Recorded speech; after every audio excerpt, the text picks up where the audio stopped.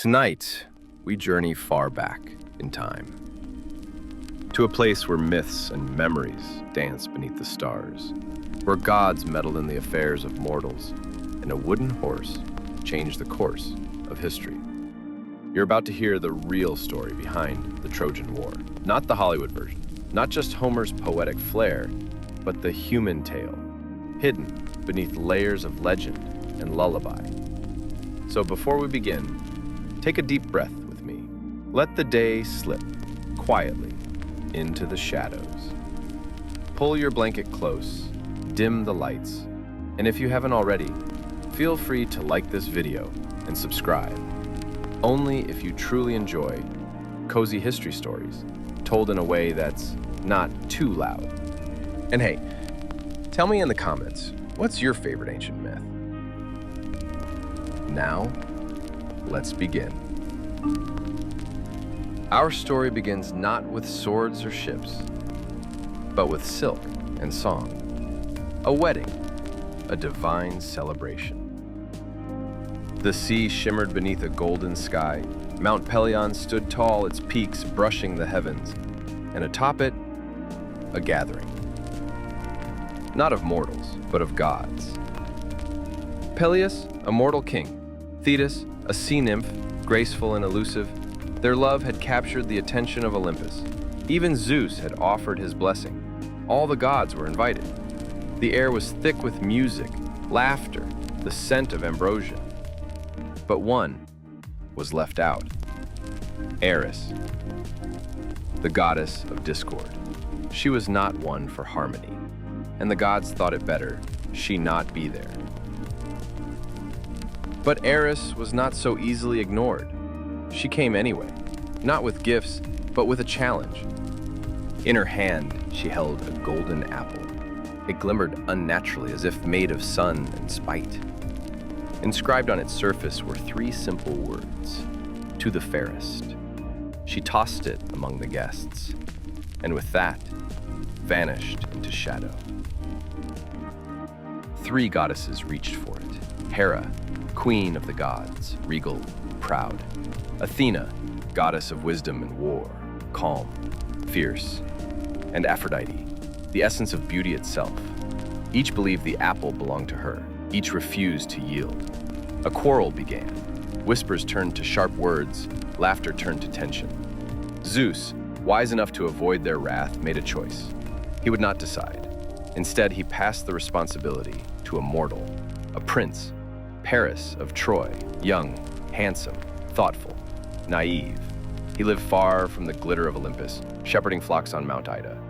There, the three goddesses found him, and there, they made their case. One by one, they stepped forward, not with humility, but with bribes. Hera promised him power, dominion over all of Asia. Athena offered wisdom, victory in every battle. Aphrodite whispered of love, of a woman beyond compare. Helen, queen of Sparta, the most beautiful mortal in the world. Paris looked into Aphrodite's eyes and made his choice. He handed her the apple, and in doing so, set destiny ablaze. The gods watched in silence, some smiling, some frowning. Paris had chosen beauty, and he would pay the price. In Troy, a city destined for glory and ruin. In Sparta, where a king would awaken to betrayal. And in the heavens, where gods began to take sides. All because of an apple and the pride of gods. Next, we follow Paris to Sparta, to a meeting that would shake the ancient world. But for now, close your eyes. Let this part of the story drift and settle, like the petals at a divine wedding feast.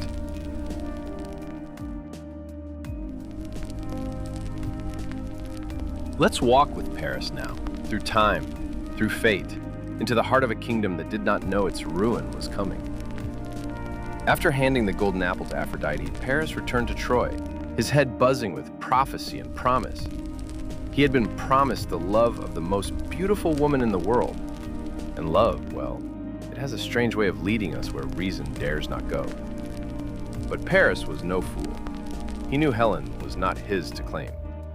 She belonged to Sparta, to to King Menelaus. Still, he sailed. Aboard sleek Trojan ships that sliced the wine-dark sea, he crossed into Greece, as guest, not thief.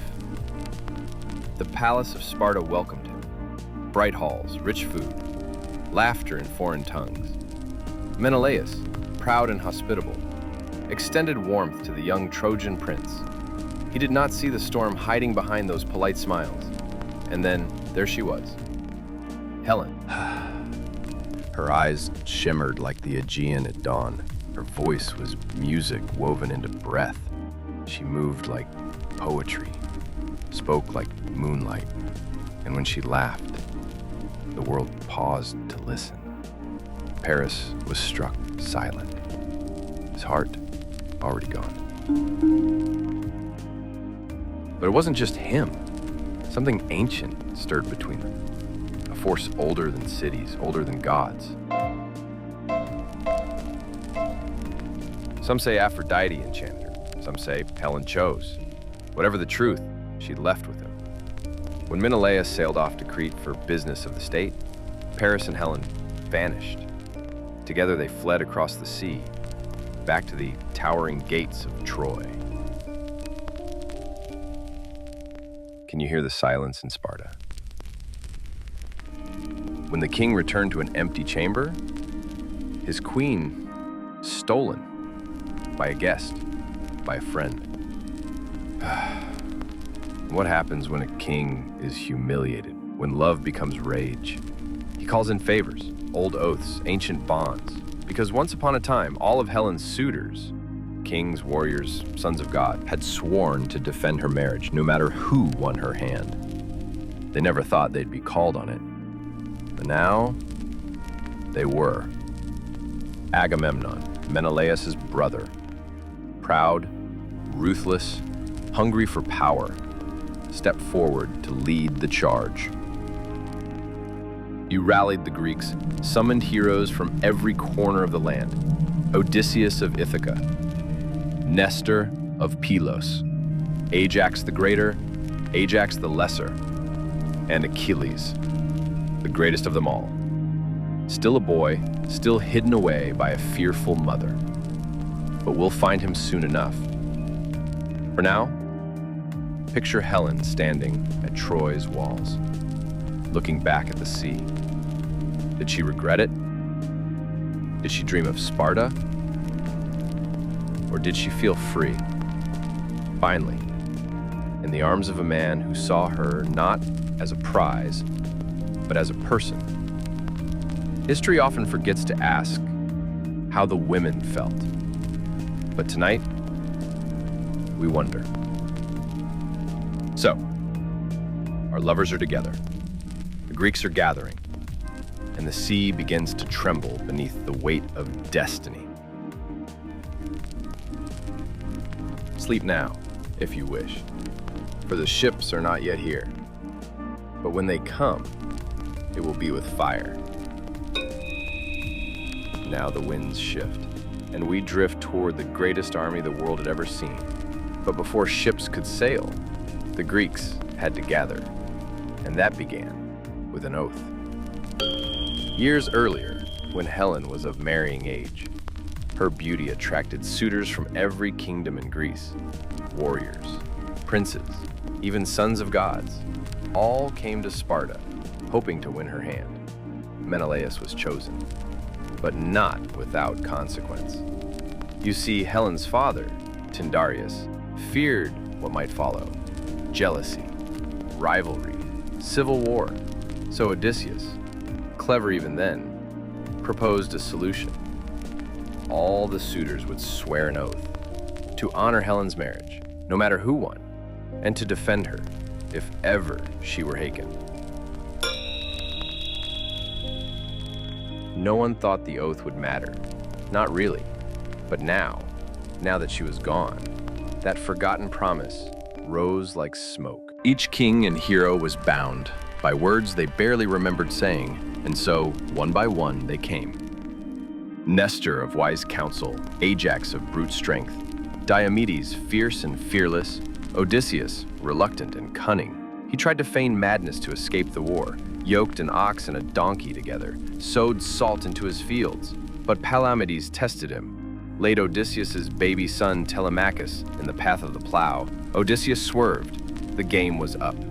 He would go to war. And Achilles, the final piece, the storm wrapped in a boy's frame.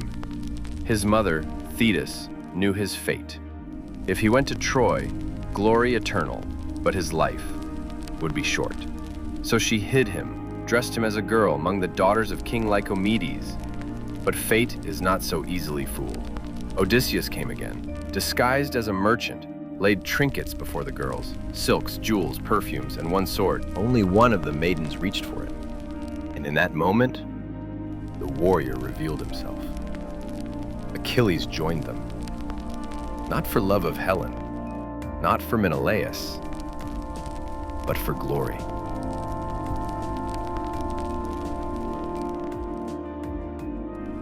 So they gathered. Over 1,000 ships, a sea of bronze and ambition.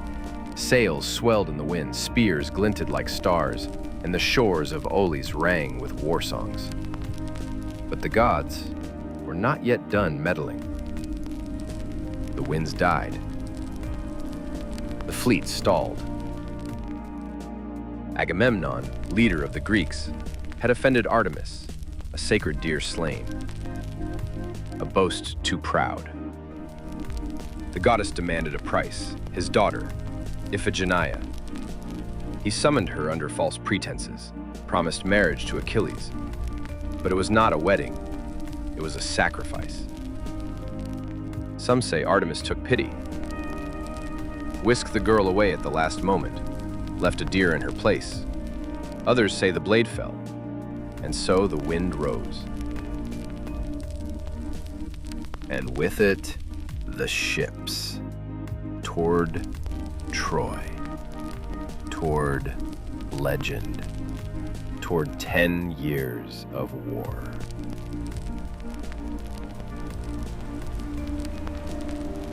The walls of Troy. And now, the wind guides us to a city cloaked in legend, Troy. Perched on the shores of the Aegean, its towers brushing the sky. But what kind of city was it really? Was it all gold and grandeur, or a place of tension, pride, and fragile peace? Troy was no mere fortress. It was a living heartbeat of trade, diplomacy, and divinity, a crossroads between east and west. Ships from distant lands docked at its harbors, Egypt, Phoenicia, Thrace. Its markets bustled. Its priests performed rites older than memory. Its palace walls glittered with the wealth of generations, and high above it all stood its crown jewel, the citadel. And its walls, built, they said, by gods, Apollo and Poseidon, working side by side for a time. Punishment, perhaps, from Zeus, laboring in mortal form. The stones they laid were not like others. Smooth, impossibly large, set with perfect precision, unshakable. These walls would be tested by wind, by siege, by time. But for now, they stood tall, watching, waiting. Within them, the people of Troy tried to return to normal, but something had shifted. Helen was no longer a guest. She was the cause of unrest. King Priam, noble and kind, wished for peace, but his sons were divided. Hector, the warrior, frowned at the trouble Paris had caused. He was loyal, brave, bound by duty. But Paris, the one who had taken Helen, he believed in fate, in love. Or perhaps he simply believed he was untouchable. The people whispered, had they invited destruction? Was Helen a gift of the gods or a curse? And then came the omens. Birds flying backward, statues weeping blood, a tremor in the earth. The priests urged caution. The soothsayers warned of war. But still, the Trojans danced in their temples, poured wine in Helen's honor. Still, they believed the Greeks would not come. Or, if they did, they would turn back. How could they not? The journey was long, the cause unclear. And Troy was protected by walls and by prophecy. A child of Troy still lived, a child born the same day as Paris, but given away, hidden. His return, they said, would ensure Troy's fall. That child's name? Aeneas. But for now, he was far from the throne. And then one morning, a lookout cried out. From the towers, they saw it. The horizon was full. White sails, bronze, gleaming like fire. The Greeks had come, thousands of ships, a storm of men, and still the walls of Troy stood silent, watching, waiting.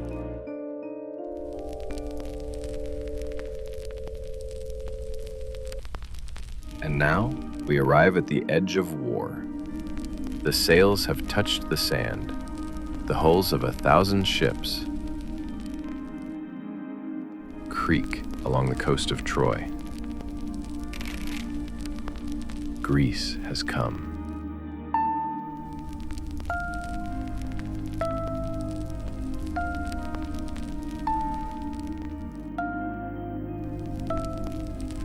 They came not just for Helen, but for pride, for vengeance, for glory.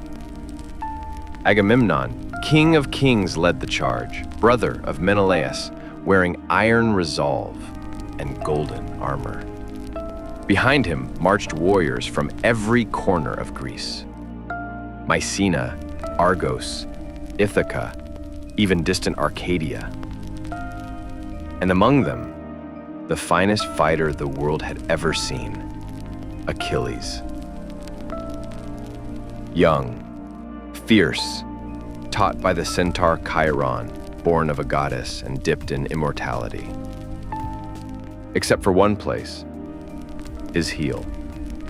But that's a tale for another night. Tonight, they land.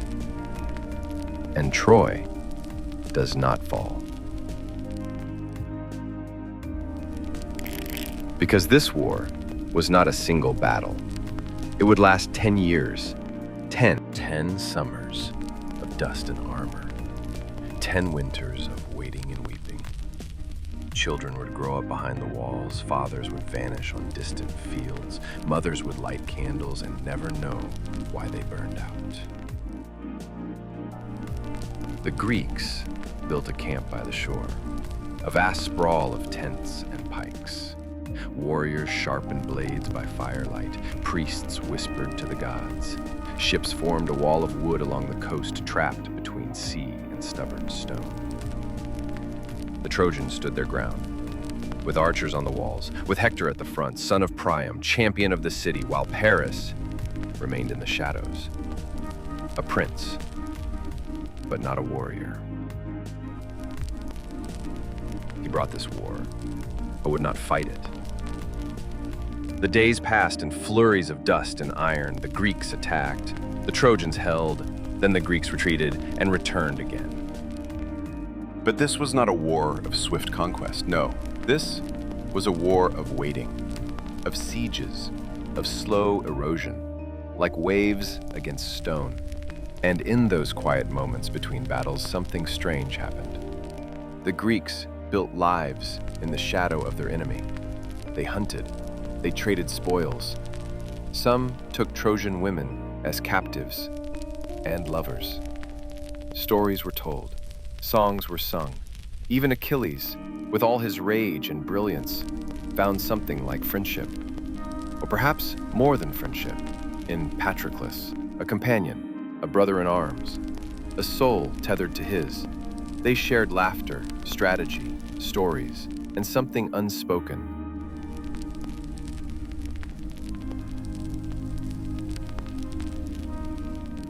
But the war was always there, waiting. And the gods, oh, they were watching. Some chose sides. Some played both. Some simply stirred the pot to see what would boil over. Zeus, Athena, Apollo, Hera, Aphrodite, each pulling strings, each tipping fate in small, cruel increments. One night, a raid, a prize taken, a woman named Briseis, given to Achilles, then taken by Agamemnon. And Achilles snapped, refused to fight, retreated to his tent, let others die, while his rage burned colder than the sea. This wasn't just war anymore. It was personal, pride against pride, man against man, even among allies. And so, the war dragged on, a slow grind of spear and sorrow. Hector rode out, leading the Trojans like a golden flame, fearless, focused, fighting not for glory, but for family, for his wife, his child, his city. And inside Troy, the people waited. Helen waited. Maybe she watched from the balcony. Maybe she avoided the windows. But always she was remembered. Always she was blamed. 10 years of blood in the dust, of mourning cloaked in armor, of names etched into history and others forgotten. And the walls of Troy still standing. But fate was gathering, like a storm offshore, like a secret plan whispered in shadows. Because the end was coming, not with swords, not with fire, but with wood. And in the next breath, a gift is left at the gates. A horse. Still. Silent. Smiling. But we'll come to that soon. For now, close your eyes. Feel the hush of the sea and let time drift until the moment the gates open. And now, we come to a turning point, a shadow that even the gods dare not touch. The war, for all its fury, was about to become deeply personal. Tragedy was waiting, with open arms. Achilles, the greatest of the Greeks, still refused to fight. Still sat in his tent, wounded by pride, watching men die for a war he could no longer believe in. But Patroclus, his closest companion, could not sit still. He saw the Greeks faltering. He saw Hector pressing the advantage, and he saw what Achilles would not do. So he put on the armor, Achilles' armor, the shining, God-touched bronze, meant to terrify enemies and inspire legions. And Patroclus wore it, not to deceive, not for glory, but to help, to hold the line, to buy the Greeks a little more time. He rode into battle like a comet, brave, bright, but never meant to stay long in the sky. Achilles did not scream. He wept, quiet at first, then louder than any storm. He tore his robes, poured ash on his head, fell to his knees in the sand because Patroclus was gone, and with him went the last soft piece of Achilles' heart. They said they were just friends, comrades, brothers in arms. But sometimes love speaks without names and grief does not lie. Achilles didn't just mourn, he unraveled. He rose from his tent, took back his armor, forged anew by Hephaestus himself, with flames and stars etched into the bronze. And he vowed revenge, not just on Hector, but on fate itself. He would burn the world if it meant seeing Patroclus again. Before he returned to battle, he held Patroclus's body, bathed it, wept over it, promised to reclaim his honor with blood. The Greeks, seeing that armor, thought Achilles had returned. Their spirits soared. The tide began to turn. Even the Trojans hesitated. Even Hector paused, because that armor meant fear. But inside it was not Achilles. It was Patroclus. And soon, Hector saw the truth. In the chaos of clashing shields under a blood-red sky, he struck Patroclus down with spear, with fury, with no idea what he had just done. The death was not quick. And as Patroclus lay there, he spoke his final words, not to the gods, not to Hector, but to Achilles. He asked to be remembered, to not be forgotten, to be buried beside his friend. And just like that, the sun dimmed in Achilles' world.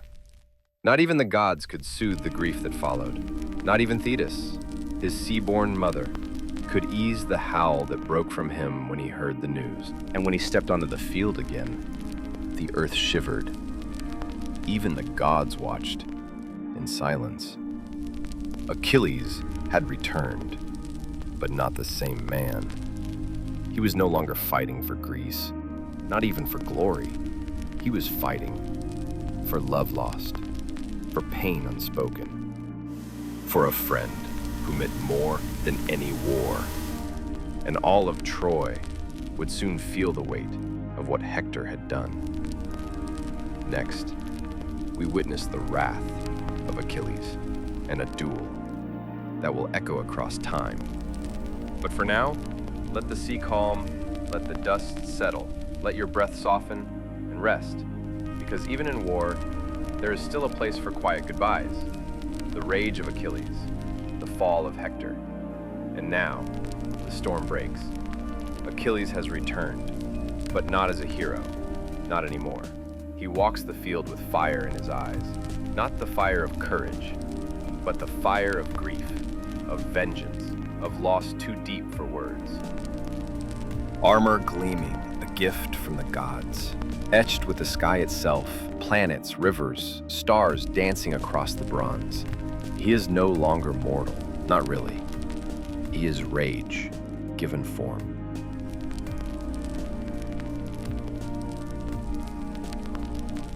The Greeks step aside, the Trojans freeze. Even the earth beneath his feet seems to hesitate, because this is not the Achilles they knew. This is what love does when it's been wounded. This is grief, cloaked in bronze and thunder. He doesn't speak. He doesn't need to. His spear speaks for him. And Hector, he knows. He straps on his armor. He kisses his wife Andromache.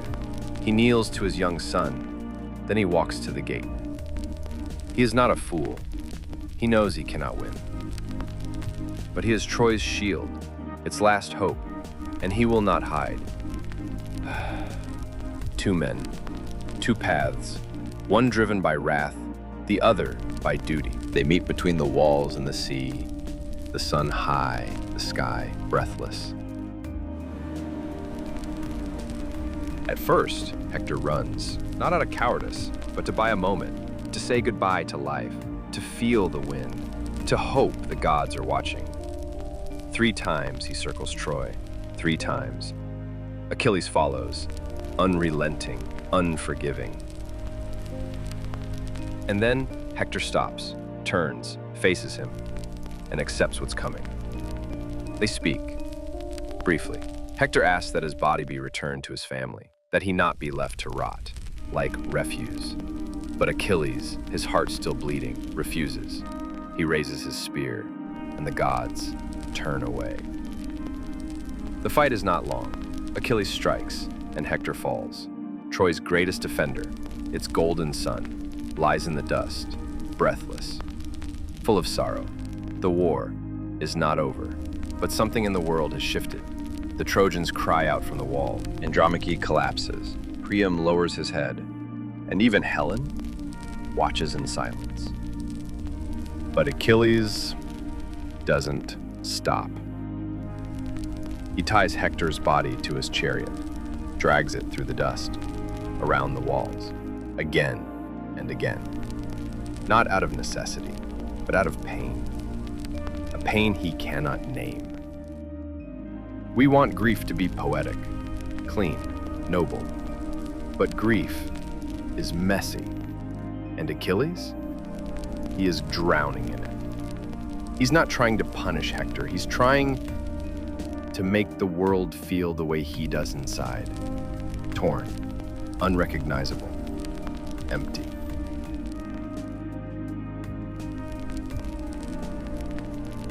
In the next breath, a king will walk alone, unarmed, old, and broken, to beg for the body of his son. But for now, breathe in, breathe out, and let the dust settle. Because even in wrath, there is still room for mercy. King Priam's plea, a father's grief. Night has fallen over Troy, a moonless dark, heavy and still. The winds rest, the fires crackle low, and the walls that once rang with war now echo with weeping.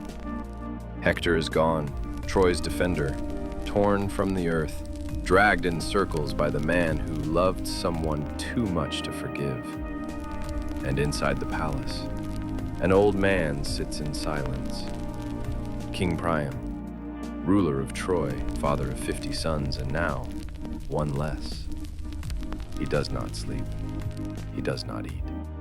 He simply listens to the night, to the space where his son's voice used to be. And then he does something no king should have to do. He leaves his throne, strips away his crown, and walks alone into the enemy's camp. No armor, no army, just robes and grief, and a treasure of gold, meant not to buy victory, but the body of a child. Hermes, the messenger god, guides him, not with fanfare, but with quiet steps, and soon Priam reaches the tent of Achilles, the man who killed his son. The tent is lit by firelight. Achilles is inside, still burning with rage, still drowning in sorrow. And then he looks up and sees a father kneeling, not a king, not an enemy, just a father. Priam says nothing at first. He just holds the hands of the man who murdered his son and says, "I have done what no man has done before. I have kissed the hands of the one who killed my child."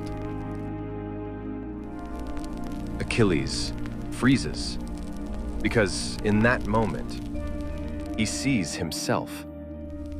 He sees his own father, old, far away, soon to be alone. He sees what war has taken, what it always takes. And for the first time in a long time, Achilles begins to soften. He lifts Priam from the ground. He offers him a seat. They eat together, not as enemies, but as men, as fathers, as sons, as two souls caught in the gears of something too big to escape. Then, Achilles steps away and brings the body of Hector, cleansed, wrapped, restored with dignity. He places it in Priam's arms and promises no Greek will touch him as he carries his son home.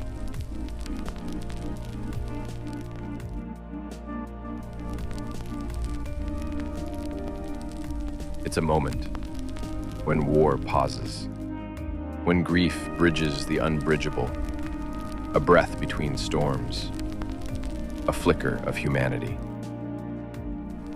And so, Priam returns to Troy, not victorious, not healed, but with his son. And for a few short days, the war goes silent. The fires rest, the blades cool. The world remembers that beneath the helmets and banners and blood, we are still just people. Next time, the story draws closer to its end, and a gift left at the gates of Troy will decide everything. But tonight, let your breath slow, let your thoughts settle, and remember this: even in the darkest moments of war, compassion can still knock at the door.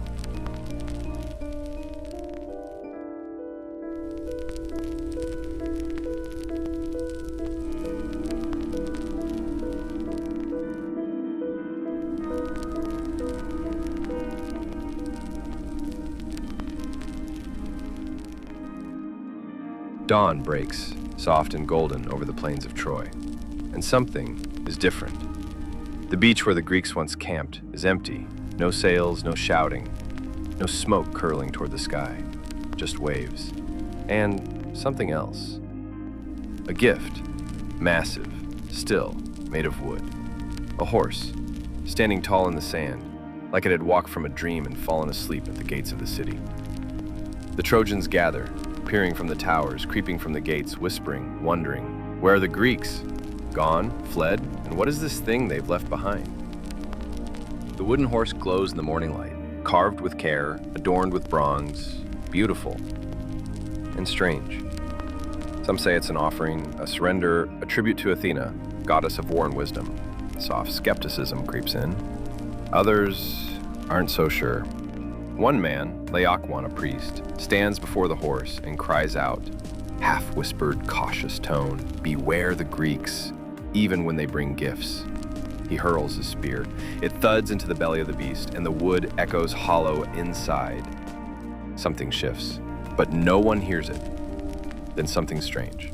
From the sea, serpents, 2 of them, huge, writhing, red-eyed, sent perhaps by the gods. They coil around Laocoon and his sons, drag them beneath the waves, silent, swift, soft breath, subtle suspense. The Trojans take it as a sign. The gods are angry. Laocoon was wrong. The horse must be accepted.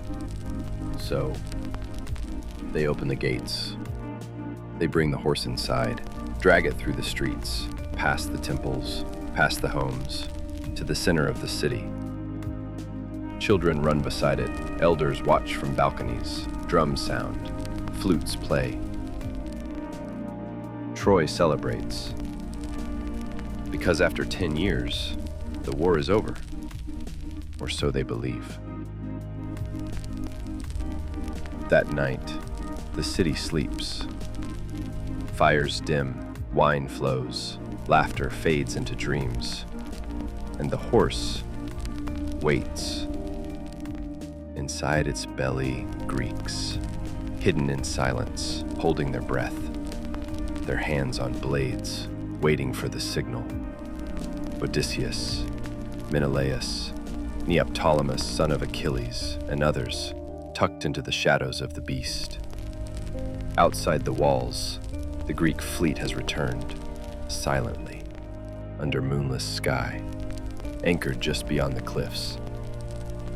And when the final torch goes out in Troy, when the last citizen drifts into sleep, the trap springs open.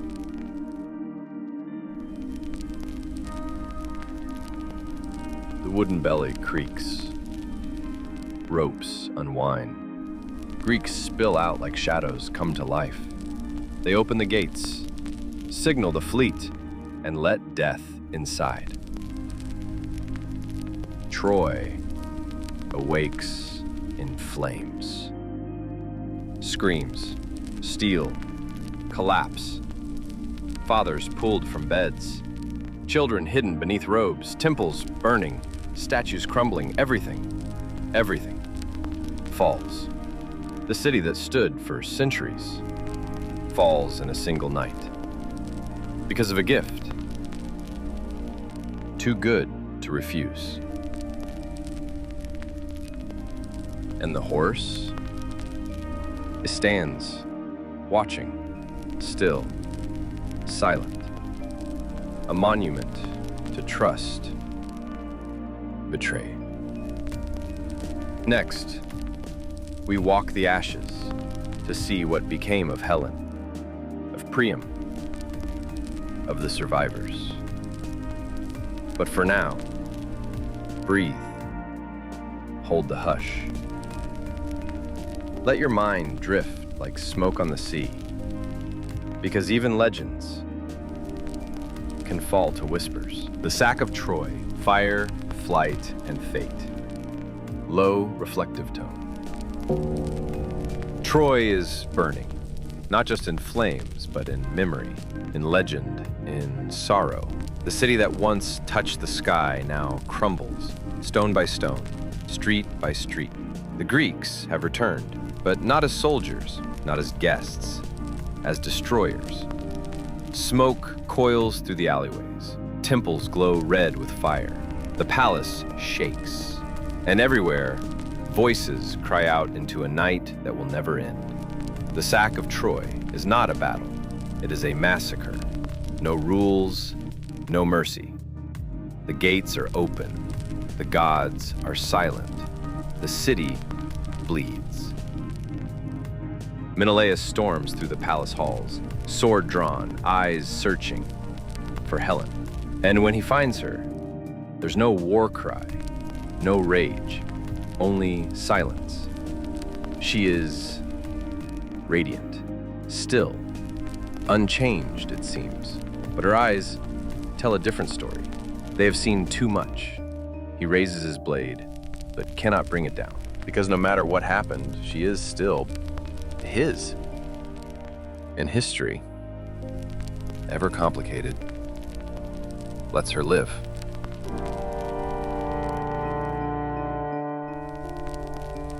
Others are not so lucky.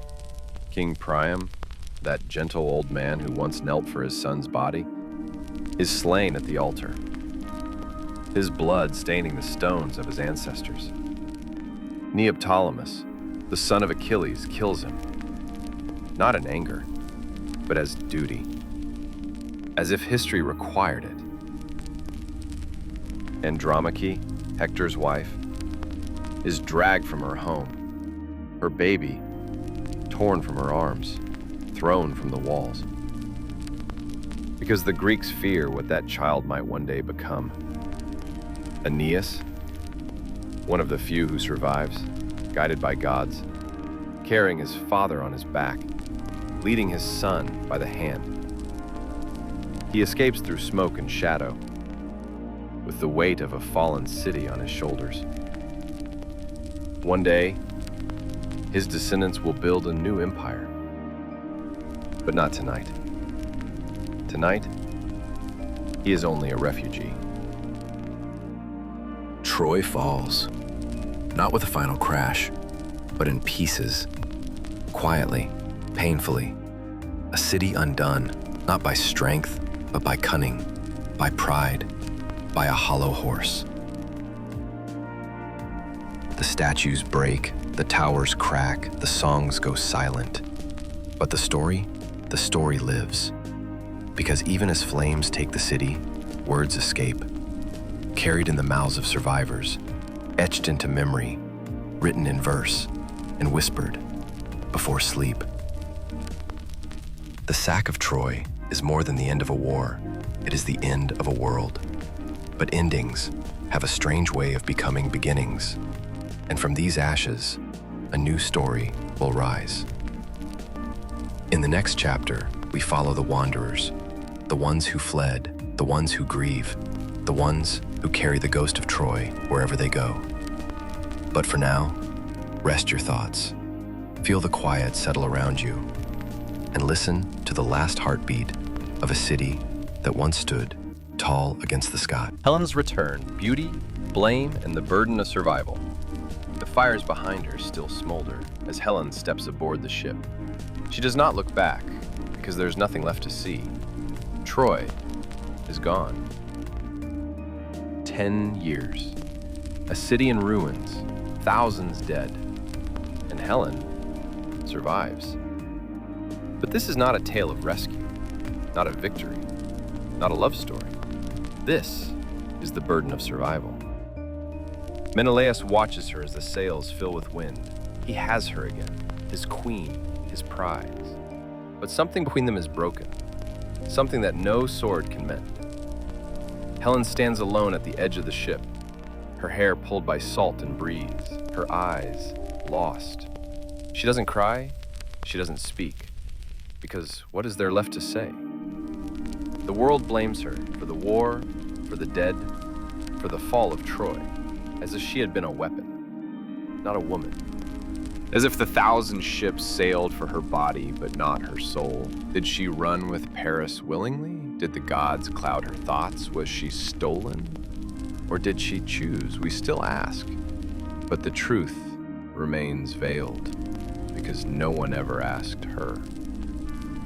They carved statues of her beauty, wrote verses of her face, but her voice was always silent. She was a symbol, a spark, a story, but never a person. Back in Sparta, the halls feel cold, familiar, but distant. Servants bow, citizens whisper. Helen walks between them like a ghost in silk. Her throne is waiting, but it does not feel like home. Her mirror shows a face they say is unchanged, but she is not the woman who left. Not anymore. At night, she sits alone. The palace is quiet. Sometimes she dreams of Troy, not the war, but the city, the laughter, the songs, the warm stone underfoot, the scent of cedar and olive oil in the air, not Paris, not flames, but the moments before everything unraveled. Menelaus watches her from a distance. He does not strike her, nor shame her, but neither does he understand her. There is a wall now, built of memory, of ash, of all the things that happened when she was gone. They say she lived, but some part of her never left Troy. The Greeks won the war, but lost themselves. And Helen remains, still beautiful, still silent. A legend with nowhere left to go. In the years to come, her story would echo across the world, painted in frescoes, whispered in marble halls, told again and again, but never truly known. Because Helen's return was not an ending, it was a mirror, showing us how quick we are to worship beauty and how cruel we can be to those who wear it. Next, we follow those left behind, the broken, the wandering, the ones who carry Troy not on their backs, but in their hearts. But for now, let your thoughts quiet. Let the sea rock gently beneath you, and listen to the silence between legends, the wanderers, Aeneas and the seeds of Rome. The fires of Troy have burned down, to ember, to memory, to legend. But not everyone perished in that final night. Some fled, carrying only what they could hold, a few possessions, a few names, and the weight of a broken world. Among them was Aeneas, a prince, a warrior, but not a hero in the way songs are usually sung. He didn't chase glory, he didn't seek revenge. He carried his father, held his son's hand, and walked away, through smoke, through blood, through silence. Anchises, his father, old, wise, frail, perched upon Aeneas' back. Ascanius, his son, young, innocent, unaware, guided forward into a world that no longer had a name. And Aeneas, between past and future. He did not know where he was going, only that he must.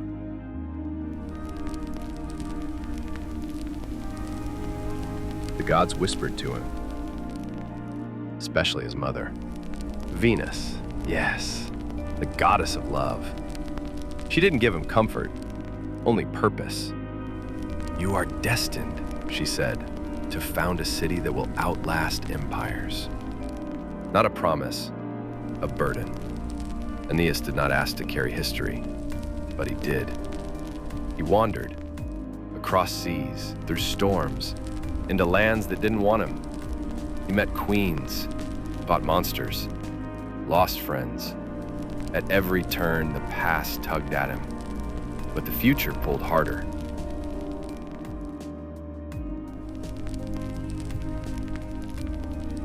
In Carthage, he found Dido, brilliant, lonely. She welcomed him, offered him peace, love, home. For a moment, he almost stayed, but fate, as it often does, had other plans. He left, not cruelly, but painfully. He sailed away into mist and regret. And Dido, heartbroken, she built her own pyre and burned. Because love, when left unfinished, can devour itself.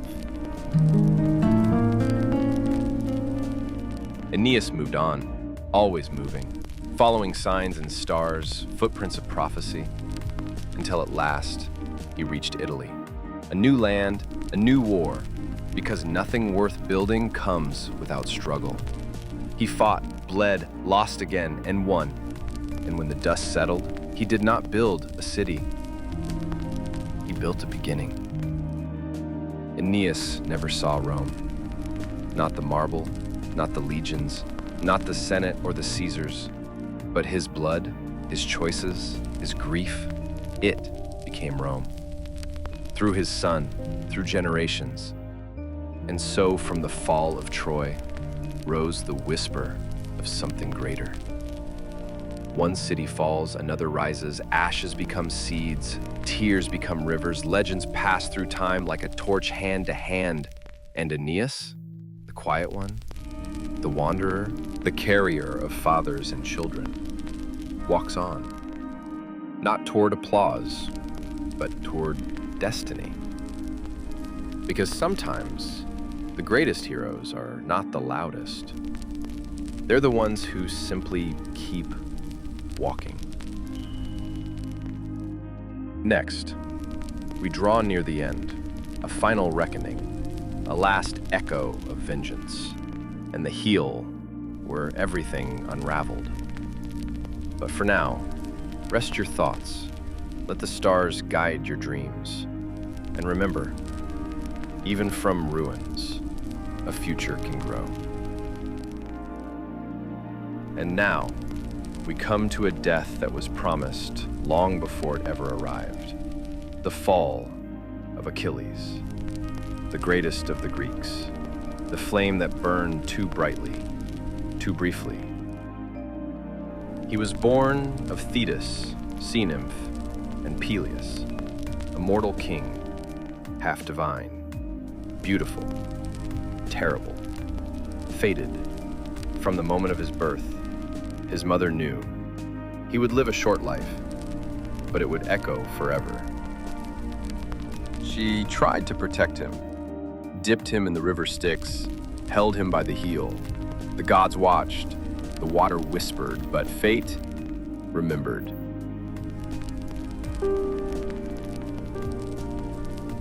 Achilles had slain Hector, returned to battle, brought fear back to the heart of Troy. But he had also changed. Grief had carved new lines across his soul, and the man who once fought for glory now fought for memory. He knew he would die here, not by old age, not in bed, but beneath foreign skies. The prophecy was clear, and he did not run from it. One morning, as the sun climbed over the war-torn plain, Achilles rose from his tent and felt something shift in the air. It was not fear, it was stillness, like the world holding its breath, and somewhere, an arrow was being drawn. Paris, the Prince of Troy, not the strongest, not the bravest, but the one chosen to balance the scale. He did not aim alone. Apollo, the archer god, guided his hand. The arrow flew, it sang through the air, sharp, silent, silver, and struck where no other weapon could. The heel. The one place his mother's hand had touched, the one place left mortal. Achilles fell, not with thunder, not with cries, but with grace, as if even death respected him. The Greeks wept, even Odysseus, even Agamemnon. The war paused because something had shifted. A light had gone out. They burned his body on a pyre of cedar and olive. Flames rose like a second sun, and Thetis came from the sea to see her son one last time. The waves stood still, the winds bowed low, and for a moment, all the gods remembered what it meant to grieve. Achilles was gone, but his story was only beginning. Songs were written, temples built, statues carved. Some say he went to the Isles of the Blessed. Others say he became a star. Still others feel him in every warrior who stands alone. But all agree, he chose glory and paid the price.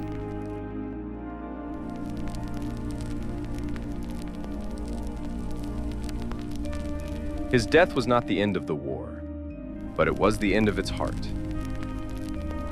For without Achilles, the Greeks were only soldiers, and the gods grew quiet, because the brightest flame had finally flickered out. Odysseus, king of Ithaca, the clever one, builder of the wooden horse, breaker of sieges, whisperer of strategy. He should have returned a hero. Instead, he wandered. 10 more years, not in war, but in waves. 10 years of storms, of islands, of gods and monsters. He faced the Cyclops, one eye, endless hunger. He blinded it, escaped beneath sheep, but the gods were watching.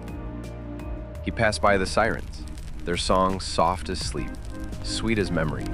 He tied himself to the mast, not to resist temptation, but to hear it.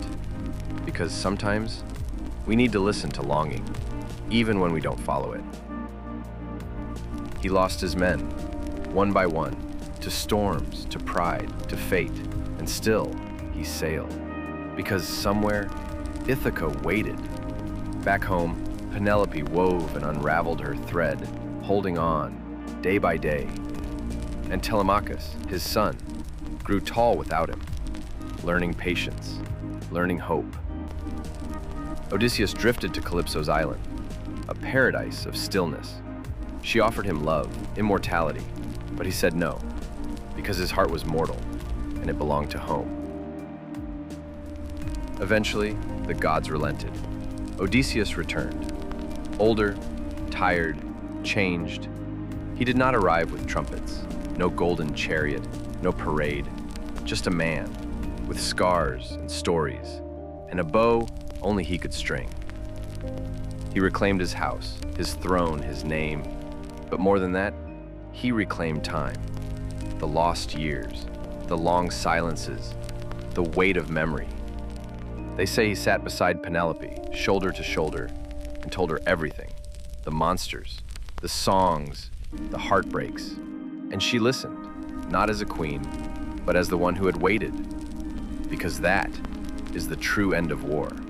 Not in the battlefield, not in fire, but in the quiet moments after. When the sword is hung, the armor stored, and the voice tells its tale. Odysseus did not seek glory anymore. He sought peace, and in that, he became whole again. Not the hero who conquered, but the man who returned. And so, the story ends. A wooden horse, a burning city, a man on a ship, steering by stars. We began with gods and warriors, but we end with memory, with love, with survival, with the human heart beating softly in the dark. Thank you for journeying with me, through flame and myth, through longing and loss. Let your eyes rest, let the winds settle, and let the echoes of Troy drift into dreams.